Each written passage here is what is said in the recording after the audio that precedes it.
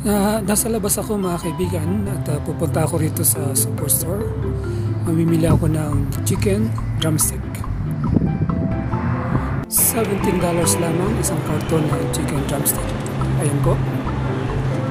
Okay na to para sa akin. Narito na ako sa bahay at binuksan ko na itong karton. Frozen pa siya at kinakailangan pang itaw ito.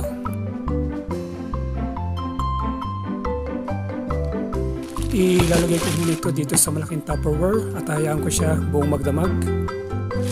8 AM, natunaw na yung yelo sa chicken drumstick.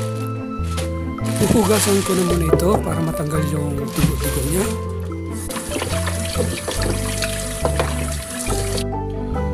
So mga kaibigan, ito yung nabili kong chicken drumstick kahapon sa superstore.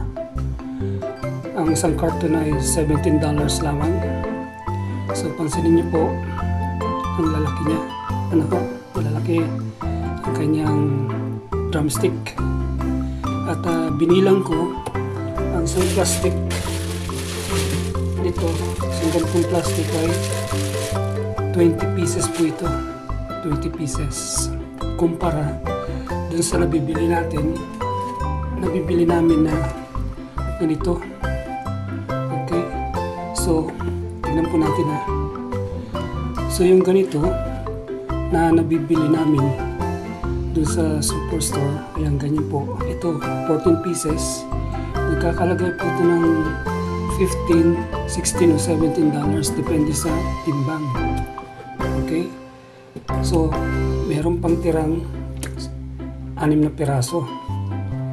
So, saan tayo makakamura, mga kaibigan? Siyempre dito sa dito tayo makakamura. Okay, $17 isang plastic, 20 pieces. Meron pang isang plastic, ilang piraso ito, di ba? So napakaganda po nito mga kaibigan. Ano po, napakaganda nito. Malaking matitipid natin at marami tayong stock. Okay, marami tayong stock na chicken drumstick. I hope na nagigets niyo po ako, no? Nakukuha niyo ang aking point.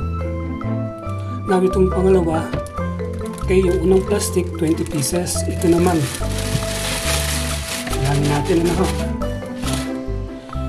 Okay, bibilangin ko na itong pangalawang plastic, ano? 2, 4, 6, 8, 10, 12,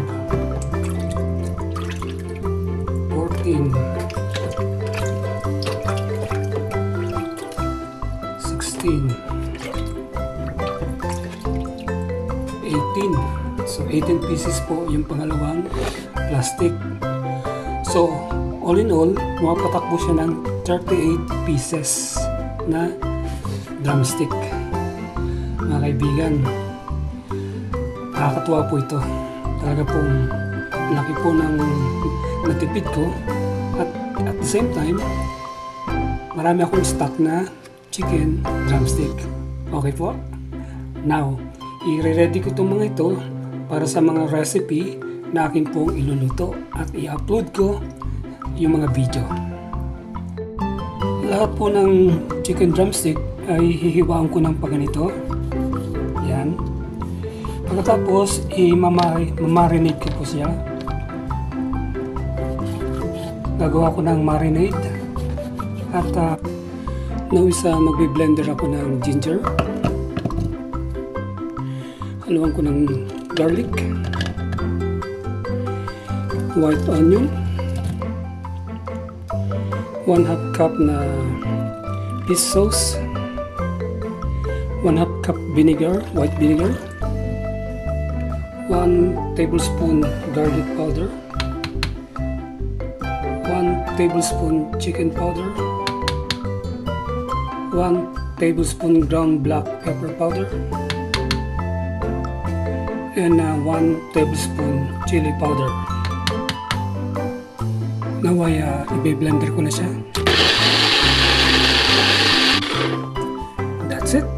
Okay, ready na po itong ating puree. Now, ilalagay ko na ito dito sa ating chicken drumstick at imimix ko ng gusto.